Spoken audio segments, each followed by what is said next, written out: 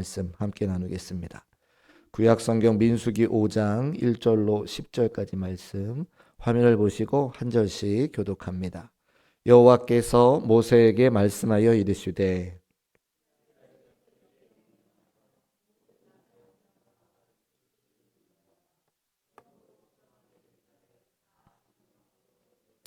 남녀를 막론하고 다 진영 밖으로 내보내어 그들이 진영을 더럽히게 하지 말라. 내가 그 진영 가운데에 거하느니라 하시매.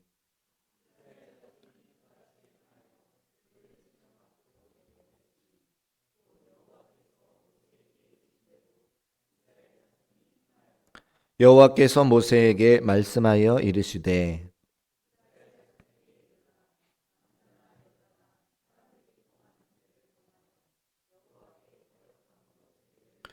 그 지은 죄를 자복하고 그 죄값을 온전히 갚되 5분의 1을 더하여 그가 죄를 지었던 그 사람에게 돌려줄 것이요.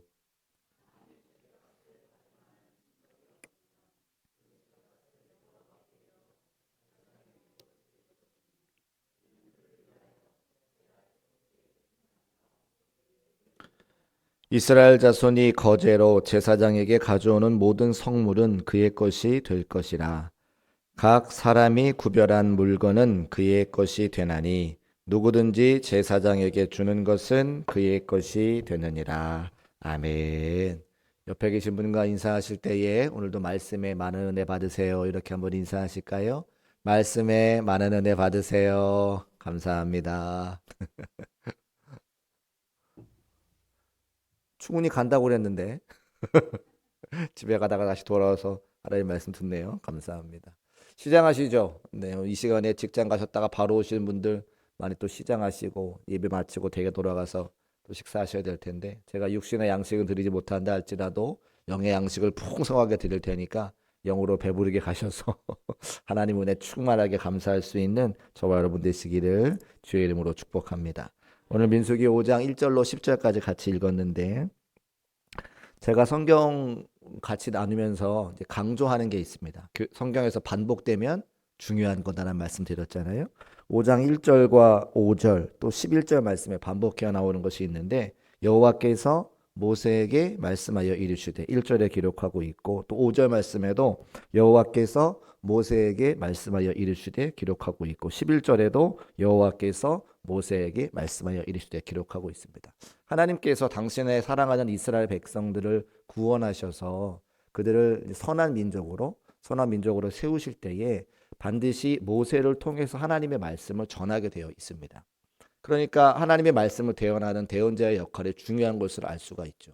제가 우리 부목사님께도 요청드리는 것이 한 가지 있는데 기도할 때 저를 위해서 기도해 달라고 말씀을 드립니다. 그리고 우리 성도님들께도 요청드리는 것은 기도할 때 저를 위해서 기도해 달라고 요청을 드리는 것은 저에게 그 책임이 주어져 있기 때문이에요. 여러분이 성경 말씀을 읽으시기도 하시지만 우리 공동체를 향해서 하나님께서 저를 통해서 말씀을 주시기 때문에 제가 바로 서 있지 않고서는 안 되는 일이기 때문에 제가 부탁을 드리는 겁니다. 그래서 제가 완벽하지 않고 부족하고 연약하기 때문에 우리 성도님들께서 기도해 주실 때 담임 목회자가 하나님의 말씀을 잘 대언할 수 있도록 늘 깨어서 기도하고 성령의 충만함이 있을 수 있도록 기도해 주시고 저도 우리 부목사님들 위해서 기도하는 것은 저의 아이들의 신앙을 우리 목사님들께서 가르쳐 주시죠.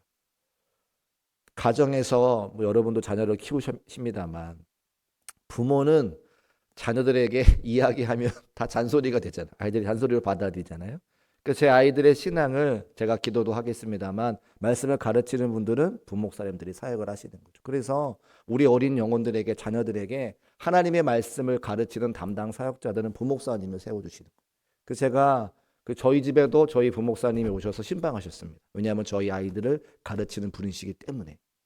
그래서 저도 늘 부목사님들 위해서 기도하는 것은 하나님께서 어린 영혼들에게 말씀을 맡겨주셨기 때문에 우리 목사님들을 통해서 그 아이들이 오를 필요한 말씀을 우리 목사님들의 입술을 통해 증거할 수 있도록 제가 부목사님을 위해서 기도합니다. 마찬가지로 우리 성도님들께도 저의 입술을 통해서 말씀을 증거하게 되기 때문에 저를 위해서 기도해 주시고 제가 여러분 각자에게 꼭 필요한 말씀 증거할 수 있도록 우리가 함께 말씀의 공동체를 만들어가기를 소원하며 그런 기도의 부탁을 드립니다. 오늘 이스라엘 백성들에게도 하나님께서 모세를 통해서 말씀하시는 내용은 무엇이냐면 이스라엘 공동체 안에 부정한 것들이 들어왔을 때 그것을 어떻게 해결해야 되는가에 대한 말씀을 하고 계시죠. 부정한 종류가 여러 가지 종류가 있는데 2절 말씀에 먼저 세 종류의 사람들이 부정하다라고 말씀하는 것을 보게 되어집니다. 우리 2절 말씀 같이 한번 읽어보겠습니다. 시작. 이스라엘 자손에게 명령하여 모든 나병 환자와 유출증이 있는 자와 죽음으로 부정하게 된 자를 다 진영 밖으로 내보내되. 아멘. 진영 밖으로 내보내야 되는 사람이 세 종류가 있는데 나병 환자, 유출증 있는 자, 그리고 죽음으로 부정하게 된 자라고 기록하고 있습니다. 나병은 그 당시에는 고칠 수 없는 병이었기 때문에 또 전염병이었기 때문에 지금은 사실 전염병이 아닌 것으로 밝혀졌습니다. 그 말 또 치료도 할 수 있기 때문에 지금은 괜찮지만 그 당시에는 나병이 걸리면 치료할 방법이 없어서 진영 밖으로 내보내는 것 말고는 방법이 없는 거죠. 율주도 마찬가지고 죽음으로 부정하게 된 자, 죽은 시체나 동물의 사체를 만진 사람들도 진영 밖으로 내쫓게 되어 있다고 하는 겁니다. 그러면 뭐 유출병이나 나병은 이해가 되지만 왜 죽음, 시체나 사체를 만진 사람이 진영 밖으로 내쫓김을 당해야 되느냐라고 하는 겁니다. 거기에는 이런 영적인 원리가 있는데 생명은 하나님께서 주시는 것을 믿으시죠?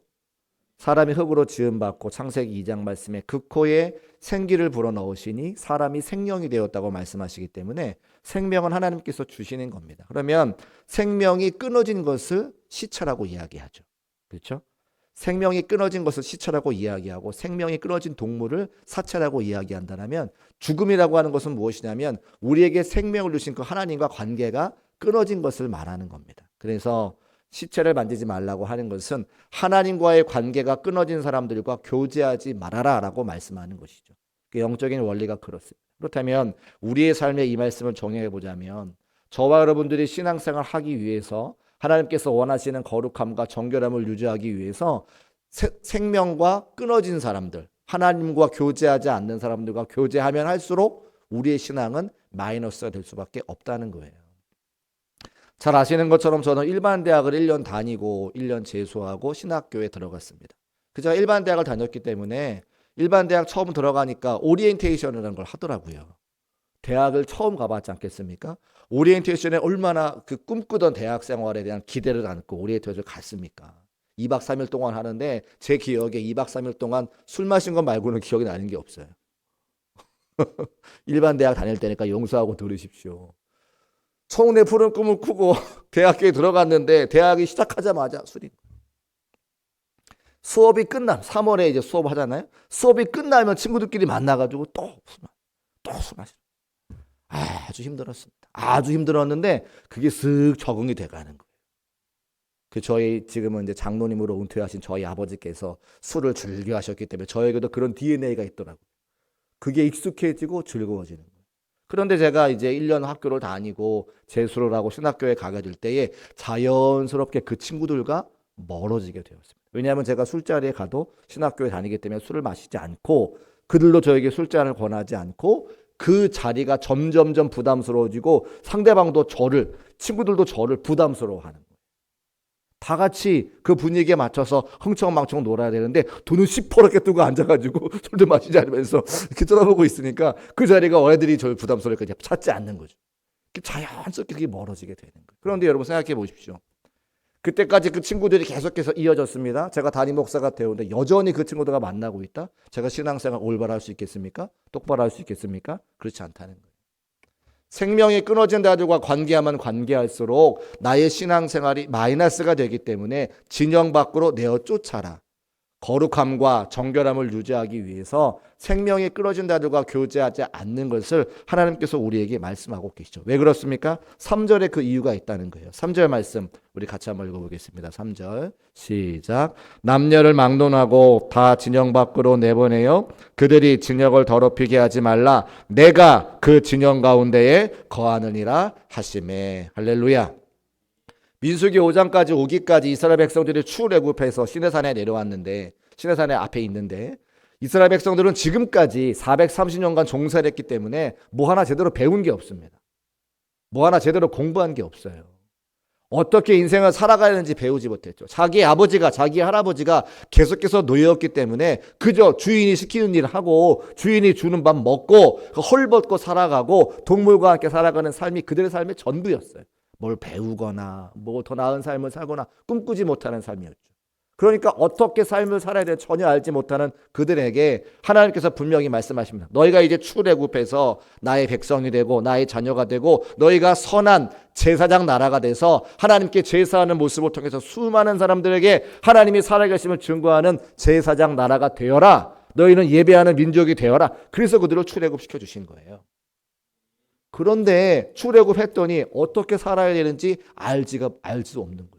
더군다나 이제 그들이 이 민수기 끝나고 나면 이제 여호수아 들어가면서 젖과 꿀이 흐르는 가나안 땅에 들어가면서 가나안 족속과 전쟁하여 이겨야 되는데 그들에게 무기를 주어준 것도 아니고 전술을 짜는 법을 알려주는 것도 아니고 군사훈련도 해주지 않고 전쟁 앞에 가라고 하신 것은 무엇입니까? 하나님 한 분만 제대로 잘 믿으면 전쟁에 승리할 수 있다는 것을 말씀하시는 거예요. 그러면 하나님이 그들과 함께 해야 되는데 하나님이 함께 하시는 그 방법과 그 핵심이 뭐냐? 거룩하고 정결이라고 하는 거죠. 그러니까 오늘 3절 말씀에 내가 그 진영 가운데 거하느니라 내가 너희들과 함께 너희들 모든 삶을 인도해야 되는데 내가 너희와 함께하기 위해서 너희가 한 가지 지킬 한 가지 그 약속이 있다. 그것이 뭐냐? 거룩하고 정결한 삶을 살아라. 생명이 끊어진 세상 사람들과 교제하면 교제할수록 하나님의 거룩함과는 멀어지니 거룩함과 정결함을 유지하기 위해서 하나님과 세상에 생명이 끊어지다가 교제하지 말라는 말씀을 오늘 우리에게 주고 계시는 거죠. 사랑하는 성도 여러분, 우리가 이 말씀을 듣고 나의 신앙생활을 하나님 보시기에 거룩하고 정결하기 위해서 세상에 생명이 끊어진 자들과 교제하는 것을 멀리할 수 있는 저와 여러분 되시기를 주의 이름으로 축복합니다. 자, 그러면 제가 오늘 수요일 날 특별히 민수기의 말씀을 지금 새벽마다 전하고 있으니까 조금 더 깊게 들어가자면 우리가 여러 가지 운동을 합니다. 동호회를 하시죠. 동호회는 나쁘지 않습니다. 동호회 만나서 이렇게 저렇게 운동도 하고 할 수 있는데 동호회 끝나고 그 자리에 늘 뭘로 가냐면 술자리가 벌어지잖아요. 운동하고 술자리, 등산하고 술자리. 그러면 동호회를 가야 됩니까? 가지 말아야 됩니까? 만약에 운동만 하고 나오실 수 있으면 가셔도 되겠지만 운동하고 그 사람들의 모임에 내가 빠져나오지 못한다고 하면 동호회를 가지 말아야 됩니다. 많은 문제들이 거기서부터 시작이 되니까. 죄송합니다. 오늘 어젠가 오늘인가 또 한 정치인이 여러 가지 좋지 않은 일 때문에 스스로 목숨을 끊은 사건이 있었습니다. 그 시작이 뭐죠? 술부터 시작된 거죠. 한 장 넘기면 민수기 6장에 포도주와 독주를 멀리하라고 말씀하셨습니다. 이 시대의 그리스도인들에게 포도주와 독주를 멀리하라고 말씀하시는 것은 모든 문제가 술부터 시작되면 그래요. 술만 마시고 헤어진다? 그런 일은 없습니다. 술 마시고 나 스스로를 주체하지 못하기 때문에 여러 성적인 그런 범죄와 폭력과 여러 죄악된 일들에 빠질 수밖에 없는 연약한 존재인 게 우리인 거죠. 그러니까 우리가 그런 동호회 모임을 멀리 해야 되는 것은 내가 그 동호회 모임하고 그런 사람들과 모이는 술자리에 빠져나올 힘과 용기가 없기 때문에 아예 쳐다보지도 말아야 돼요. 그럼 누구랑 운동합니까? 성도들과 운동하세요. 성도들과 함께. 속해서 운동하세요. 얼마든지 가능합니다. 그래서 오늘 2절 말씀을 기억하시고 하나님께서 진영 가운데 거하시기 위해서 우리가 주검으로 부정하게 된 자들을 다 멀리 할 수 있는 저와 여러분 되시기를 주의 이름으로 축복합니다. 또 하나 제가 이미 기왕 말씀드린 금에 이것도 한번 말씀을 드려야 할 텐데 제가 우리 교회에 이제 3년 정도 함께 신앙생활하면서 우리 성도님들의 신앙생활의 모습을 조금 보니까 조금 더 우리가 정결하고 거룩해지기 위해서 다듬어야 되는 모습들이 있는 걸 발견하게 됩니다. 여러분 사회에서요 비즈니스 관계에서 남성이 여성에게 먼저 악수를 청하는 경우는 거의 없습니다. 남자가 여성에게 먼저 악수를 청하면 신뢰가 되죠. 여성이 남성에게 악수를 먼저 청하면 그건 가능합니다. 근데 교회에서요 아무나 손을 막 덥석덥석 잡아요. 남자분들이. 큰일 납니다. 오히려 우리가 교회이기 때문에 은혜로 모든 걸 덮은 것이 아니라 세상의 기준보다 더 날카롭게 거룩하고 정결하게 지켜야 되죠. 여러분 저를 잘 보십시오. 제가 예배 마치고 악수할 때에 제가 저보다 머리가 허연 분들 손만 잡지 아무나 손 잡지 않습니다. 저랑 비슷하거나 제가 누님으로 부를 수 있을 정도의 권사님의 손은 제가 잡지 않아요. 잡으려고 해도 제가 쓱 피합니다. 왜 그러냐면 제가 담임 목사님 때문에 얼마든지 성도님의 손을 잡아드릴 수 있지만 저를 바라보면서 시험 드는 성도가 분명히 있기 때문에 저 굉장히 조심합니다. 그리고 뭐 단기 선교 같은 거 가보면 이제 외국에 나와 있고 또 선교하려고 하는 그런 마음들을 갖기 때문에 가끔 이게 성도님들끼리 접촉이 있을 수 있어요. 피곤하고 이러면 어깨도 주물러 주고 이렇게 절대 안 됩니다. 결혼한 여성의 몸을 만지는 것은 절대 안 됩니다. 손도 안 되고요. 어깨도 안 되고요. 아예 생각도 하지 마세요. 우리 교회는 절대 안 됩니다. 그래서 아무튼 여성의 몸에 터치를 한다? 안 됩니다. 더군다나 남편이 계신데 바로 부부싸움 나요. 큰일 납니다.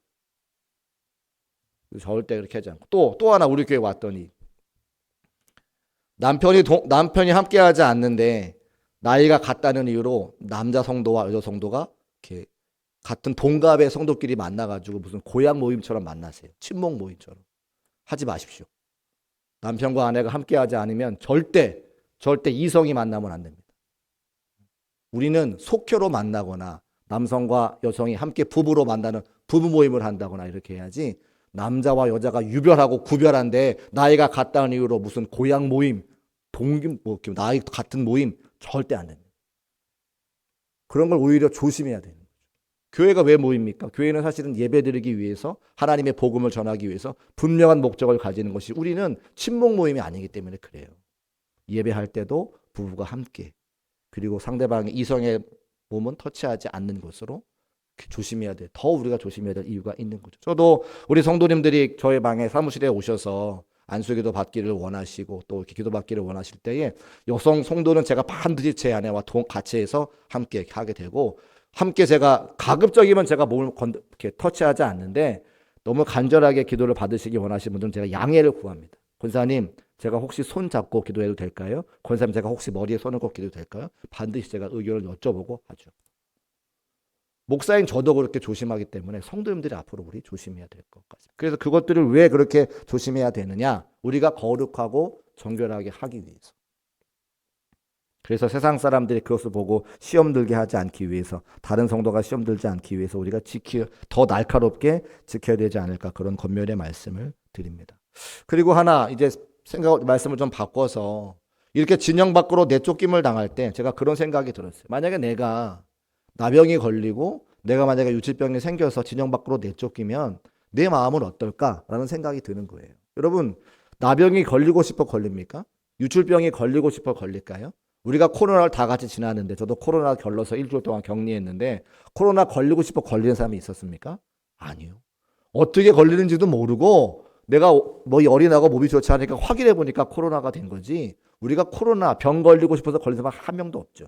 더군다나 내가 그 병을 스스로 이길 수 있으면 그것이 그 병이 안 되는데 내가 이기지 못하니까 병든 거니까 사실은 누군가에게 위로받고 누군가에게 격려를 받아야 되고 누군가에게 이렇게 기도를 받아야 되는 그런 사람이에요. 그런데 하나님 말씀하셨으니까 진영 밖으로 내쫓김을 당할 때 그 마음이 얼마나 안타까울까.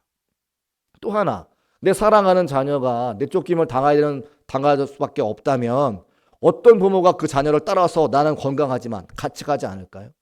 내 사랑하는 자녀가 나병에 걸려서 쫓김 당하면 그 부모가 그 아이 때문에 함께 나가지 않겠습니까? 자, 그러면 그럴 때 하나님의 말씀이기 때문에 순종해서 내쫓김을 당할 때에 내쫓는 사람들의 태도는 어떻게 됐습니까?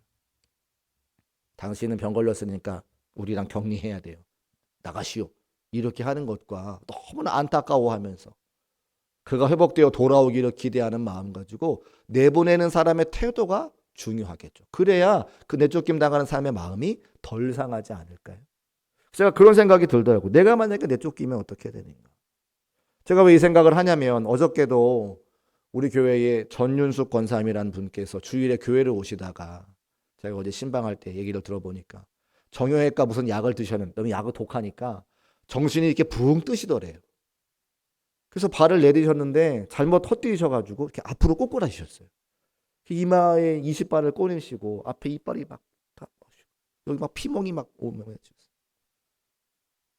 내쫓김을 당한 건 아니지만 교회에 오고 싶으신데 교회 오지 못하시는 수많은 성도들이 있는 거죠. 또 입원해서 오지 못하시고 질병 가운데 오지 못하시고 노년의 삶의 교회를 찾아오지 못하시는 분들. 우리가 내쫓은 건 아니지만 내쫓은 사람의 그 신앙의 태도로 생각한다면 그대로 우리가 더 생각하고 격려하고 권면하고 또 기도해야 되는 그런 우리 공동체의 모습을 보여야 되지 않을까라는 생각을 제가 하게 됐습니다. 우리의 관심이 필요한 사람들이 있습니다. 우리의 사랑이 필요한 사람들이 있습니다. 우리의 기도가 필요한 사람들이 있습니다.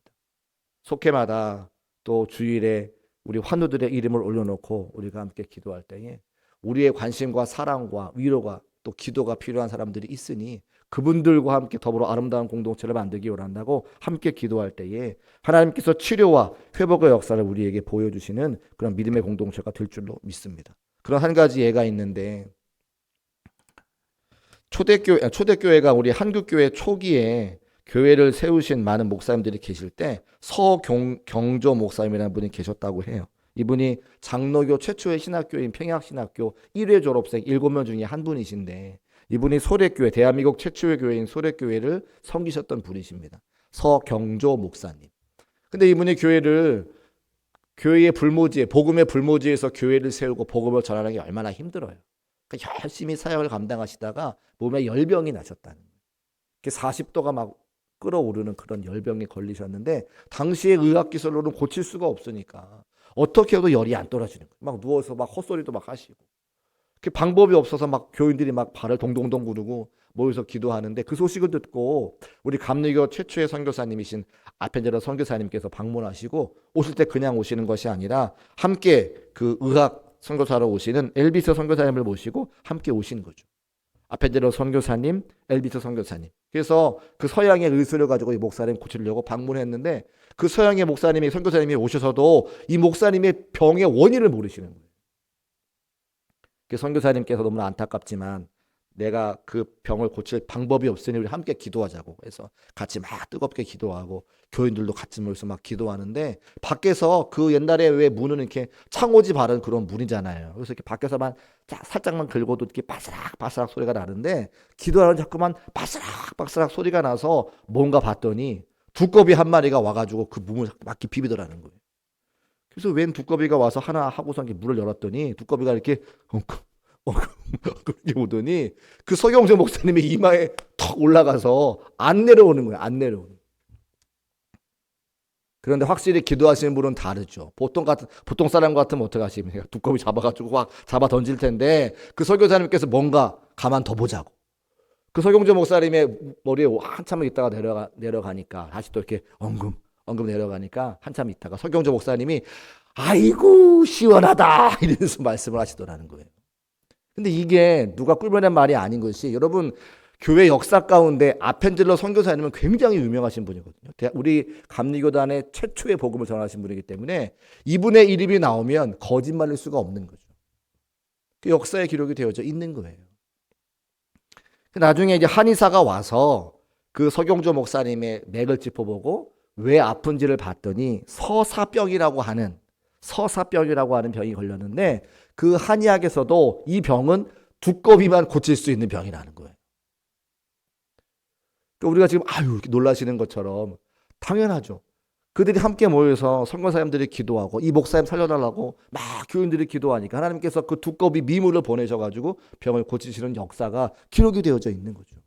저는 우리 교회가 이렇게 뜨겁게 기도해서 우리의 관심과 우리의 기도와 우리의 격려가 필요한 사람들을 세우며 살릴 수 있는 믿음의 공동체가 되시기를 주의 이름으로 축복합니다. 제가 어떤 번에 책을 봤더니 교회가 뜨겁고 은혜가 있으면 사람들이 병이 더 잘 낫는다는 거예요. 그렇죠. 아무래도 냉랭한 교회보다 함께 교회 모여서 예배 드릴 때에 우리가 뜨겁고 성령의 충만한 은혜가 있으면 병이 더 잘 낫지 않겠습니까? 아멘 안 하실 줄 알았어요. 그래서 우리의 관심과 기도와 격려가 필요한 분들을 기억하고 함께 믿음의 공동체를 만들어갈 수 있는 우리 모두가 되시기를 주의 이름으로 축복합니다. 그래서 하나님께서 우리 공동체에 사랑하는 성도의 삶의 자리에 임재하시기 위해서 거룩함과 정결함을 유지해라.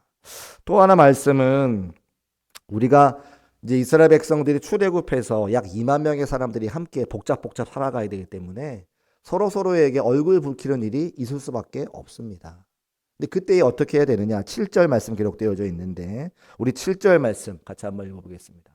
7절 말씀 함께 읽습니다. 시작. 그 지은 죄를 자복하고 그 죄값을 온전히 갚되 5분의 1을 더하여 그가 죄를 지었던 그 사람에게 돌려줄 것이요. 아멘. 사람과 사람이 만나면 어쩔 수 없이 상대방의 마음에 불편함과 어려움을 줄 수밖에 없죠. 그것은 사람에게 죄를 짓는 것이기도 하지만 하나님께 죄를 짓는 것이라고 여겨라 이제 말씀하시고, 그런 문제를 어떻게 해결할 것이냐, 아름다운 믿음의 공동체를 어떻게 만들어갈 것이냐, 정확하고 분명하게 답을 주고 계세요. 첫 번째, 그 지은 죄를 자복하고. 자복한 게 뭡니까? 잘못했다고 인정하는 거죠. 내가 죄를 졌으니, 내가 당신의 마음을 상하게 했으니 내가 잘못이 있어 라고 이야기하는 거예요. 근데 이게 어렵습니까? 어렵습니까? 어려워요. 왜 어려운 줄 아세요? 어려웠다고 말씀하시는 분들은 해보려고 했던 경험이 있으신 거예요. 사람들은 보통 어떻게 하냐면 외면합니다. 내가 상대방에게 내 죄를 인정하는 것이 어렵기 때문에 내 죄를 외면해요. 그 사람과의 관계를 외면해요. 안 보면 되지 라고 생각해요. 제가 전에 섬기던 교회에 교인들 간에 금전거래가 있어서 어떤 분이 퇴직했는데 퇴직금 3천만 원을 급하게 내가 쓴다고 이렇게 빌려들었다가 그 돈을 영영 못 받으신, 한 10년 넘게 못 받으신 분이 계세요. 근데 그분이 교회 직원이었어요. 빌려가신 분은 교회 권사님이었는데 말을 할 수도 없어요. 말하는 것도 1년 2년이지.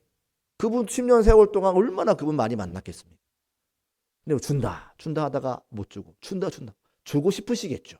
상황과 형편이 안 되니까 못 주시는 건데. 그런데 못 받는 사람 입장에서는 이게 얼마나 난처하고 가슴 아픈 일인 거예요. 근데 이 돈을 빌려가신 분이 나중에 어떡하죠? 적반하장이라고 더 큰 소리 쳐요. 그죠? 보통 그렇죠. 좀 미안한 감이 좀 있고, 아유, 내가 어떻게든 갚겠다 이렇게 하면 빌려준 사람의 마음이 좀 덜 답답할 텐데, 오히려 내가 갚겠다고 얘기하지 않았냐고 이렇게 하면서 막 더 이제 이러면. 그러니까 사람들은 어떻게 하냐면 그 내가 잘못을 인정하기가 어려우니까, 그 용기가 없으니까 그 사람과의 관계를 끊어버린다. 같은 교회 다니지만 대면한 거예요.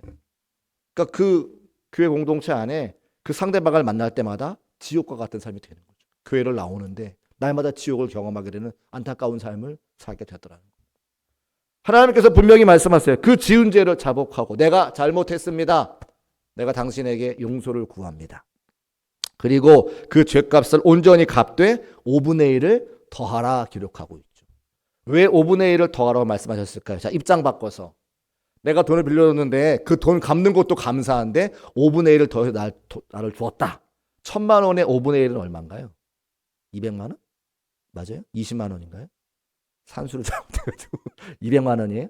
200만 원. 자, 1,000만 원 빌려줬는데 1,200만 원 줬다고 해보세요. 기분이 좋을까요? 좋을까요? 기분 째지죠. 그래서 1,000만 원 받은 것도 감사한데 200만 원 더 받으면 기분 째지지. 저 같다면 그럴 것 같아요. 그럼 뭐가 살아나요? 그 사람과의 관계가 회복이 돼요. 업고 다니고 싶을 거예요, 아마. 하나님께서 이렇게 말씀하시는 거냐면 뭐냐면 그 사람과의 관계를 절대 깨지 말아라. 관계를 회복하라. 죄를 자복한 그 사람과 관계를 회복해서 아름다운 공동체를 만들어가라. 밀양이라고 하는 영화가 한 번 있었습니다. 제가 정확하게 기억은 안 나는데 전도연이라고 하는 여주인공이 있었고, 여주인공의 아들인가가 무슨 사건으로 인해서 죽었을 거예요. 근데 그 잘못한 사람이 교도소에 감옥에 들어가 있는데 이 사람이 그 아들이 죽은 것에 대한 답답한 마음이 어쩔지 몰라 하면서 그 상대방 범죄자를 찾아가죠. 근데 이 상대방 범죄자가 뭐라고 이야기하냐면 나는 감옥에서 예수 믿어가지고 다 용서받았어 라고 이야기를 하는 거예요. 아들이 죽은 이 주인공은 막 가슴이 미치겠는데, 찢어지는데 그 안에 들어간 사람이 나는 하나님께 다 용서받았으니까 나는 거릴 것이 없어. 난 자유해. 이렇게 말한다는 거예요.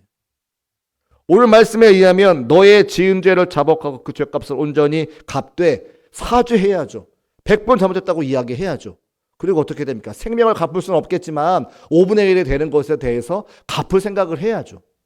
그래야 이 전도연이라고 하는 사람이 마음이 회복되지 않겠어요. 그런데 그게 회복이 안 되니까 어떡합니까? 교회에 나와서 맨 뒤에 앉아가지고 막 펑펑 울면서 막 가슴을 쥐어뜯는 장면이 나와요. 예수를 잘못 믿는 거죠. 하나님의 말씀을 잘못 알고 있는 거죠. 하나님은 관계를 깨지 않기 위해서 나의 죄를 자복하고 용기를 내 자복하고 그에 해당하는 5분의 1을 더 갚으라 말씀하시는 분이에요. 오늘 근데 이 5장에 나오는 이 말씀도 왜 그렇게 해야 됩니까? 그게 정결한 삶이고 그게 거룩한 삶이기 때문에 우리에게 말씀하고 있는 겁니다. 오늘 5장 1절부터 10절까지 말씀 가운데 크게 보면 두 가지입니다. 하나님께서 우리 진영 가운데 거하시기 위해서 우리가 정결하고 거룩한 삶을 살고 상대방과 마음이 아팠을 때 어떻게 하는지 말씀하시는 거죠. 이유는 한 가지세요.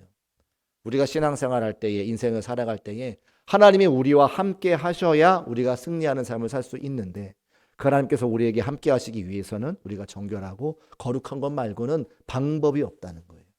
하나님의 말씀과 기도와 성령의 충만함이 우리를 거룩하게 하는 줄로 믿습니다. 그래서 하나님께서 우리에게 임하시기 위해서 이런 간절한 마음을 반복하여 말씀하고 계시죠. 3장에도 말씀하시고 5장에도 말씀하시고 8장에도 말씀하세요. 계속해서 너희는 거룩하라 정결하라 말씀하시는데 이 하나님의 간절한 음성이 오늘 마음에 새겨져서 거룩하고 정결한 삶이 되어 하나님이 우리에게 임재하시기에 부족함이 없도록 하나님과 동행하며 하나님의 기쁨 될 수 있는 우리 중국교회 모든 성도의 삶이 되시기를 주님의 이름으로 축복합니다. 기도하겠습니다. 참 좋으신 아버지 하나님 감사합니다. 하나님께서 언제라도 우리와 동행하시기 원하는 그 마음 알려주시고 우리에게 임재하시기 위해서 거룩하라 정결하라 말씀해 주시니 감사합니다. 오직 말씀과 기도와 성령의 충만함을 통해 거룩해지우니 세상과 구별된 삶을 살게 하시고 거룩하여 주와 동행함으로 하나님의 참 기쁨 되는 중국교회 모든 성도의 삶이 될 수 있도록 주께서 도우시고 인도하여 주옵소서. 들은 말씀 기억하고 기도하기를 원합니다. 여러 가지 맡기신 사명을 기억하고 기도하기를 원합니다. 내 삶에 주어진 많은 기도의 제목 가지고 기도하기를 원합니다. 좋으신 하나님께서 선하신 주님께서 선하고 좋은 길로 인도해 주시고 하늘문을 여시고 응답하여 주셔서 하나님이 나의 아버지가 되심을 삶으로 고백하며 응답으로 감사하는 우리 모두가 될 수 있도록 인도하여 주옵소서. 함께 하실 것을 믿고 감사드리며 예수님의 이름으로 축복하며 기도합니다. 아멘.